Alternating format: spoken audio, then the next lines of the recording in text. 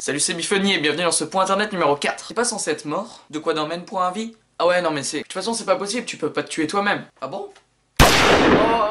Tu vois qu'on peut se tuer. Quelqu'un m'a appelé? T'es pas le tueur dans Maine.vie, toi? Ah si, mais j'ai envie de participer un peu à l'émission. Je suis le premier candidat? Non, il y a l'autre connard là. On peut pas t'appeler le tueur de Maine.vie tout le temps et c'est nul, il te faut un prénom. Ah ok. Bah moi je m'appelle... John, ce sera John. Et le deuxième problème c'est que t'as le même visage que moi. T'inquiète pas, j'ai tout prévu. Je suis pas encore convaincu mais bon, sommaire.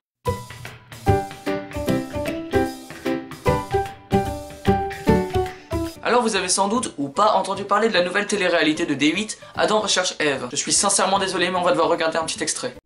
La quête du grand amour dans sa forme la plus pure.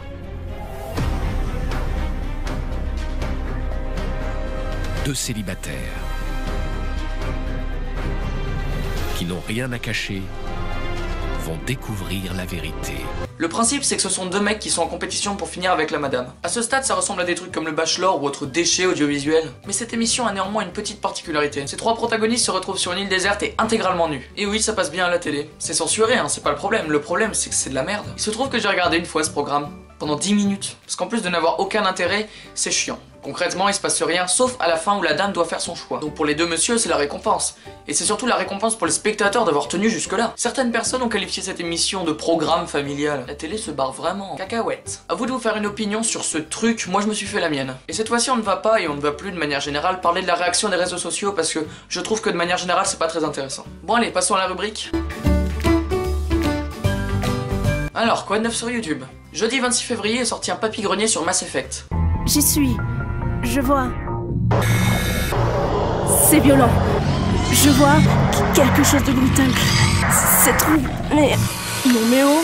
Mais attendez, Shepard, vous êtes en train de vous faire cuire un gratin au fromage. Moi, j'étais le commandant. C'est moi qui décidais qu'est-ce qu'on faisait et où que le vaisseau il devait aller. La qualité technique de cette vidéo est juste hallucinante. On voit qu'ils ont bossé comme des fous pour ce résultat, mais il y a néanmoins un petit truc. Comme il l'a dit, lorsqu'on n'a jamais joué au jeu dont il parle, on ne peut pas comprendre les références. Mais bon, ça c'est pas vraiment un défaut parce qu'ils y sont pour rien. Vendredi 13 mars, Mathieu Sommet a sorti la vidéo des 4 ans de SLG. Et regarde, sur la toile des inconnus peuvent tous créer. Leurs idées ne sont plus grimées par les carcans de la télé. L'araignée tisse sa toile, on dirait bien la liberté quand la parole n'est plus gérée par une même minorité. Une JT de 20 heures, on dit que les gamers font peur. Les mêmes qui produisent la télé de Big Brother. On change de style musical par rapport aux anciennes musiques d'anniversaire, mais moi j'aime toujours autant. Mercredi 4 mars est sorti une nouvelle vidéo de top 10 sur les tours de magie faciles.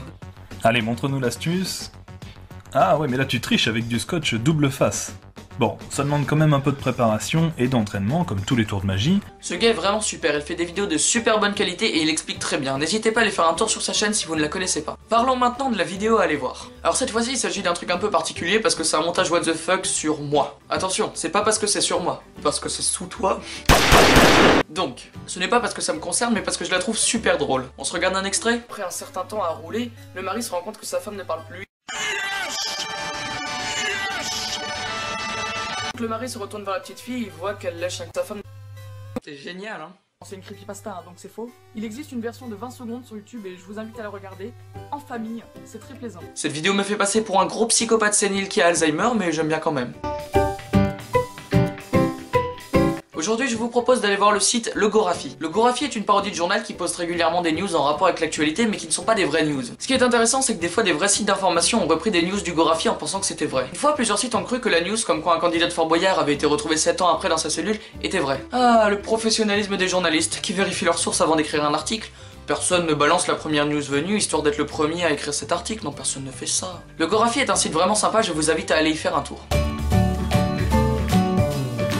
Le 14 février 2015, YouTube a eu 10 ans. Mais le plus surprenant, c'est que j'ai l'impression que tout le monde s'en foutait. J'ai pas vu, ou alors très peu de vidéos parlant de cet événement, c'est bizarre. Et je m'en suis même pas rendu compte avec une vidéo, j'étais avec Canard et on a été sur la page Wikipédia de YouTube, je sais plus pourquoi. On a vu que YouTube avait été créé le 14 février 2005 et on a regardé la date et on était le 14 février 2015. C'est quand même incroyable. Non. Non.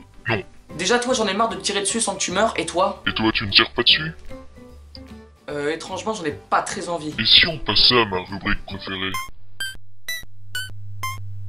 C'est l'histoire d'un adolescent de 16 ans qui, après s'être réveillé, descend dans la cuisine pour prendre son petit déj. Et là, il voit sa mère regarder par la fenêtre d'un air vide et lui dit bonjour maman, auquel elle lui fout un vent royal. Il monte à l'étage se brosser les dents et quand il redescend, il voit une voiture arriver, il voit sa mère rentrer qui lui dit je reviens des courses, est-ce que tu peux m'aider? Et là, le fils lui répond mais non, tu regardais par la fenêtre il y a 2 secondes. Et là, il lui répond dis pas n'importe quoi, ça fait 30 minutes que je suis parti. Tu réagis pas, John? Qu'est-ce qui va pas? Je pense que les gens ne vont pas m'aimer. John, regarde-moi. Qu'est-ce qui te fait dire ça?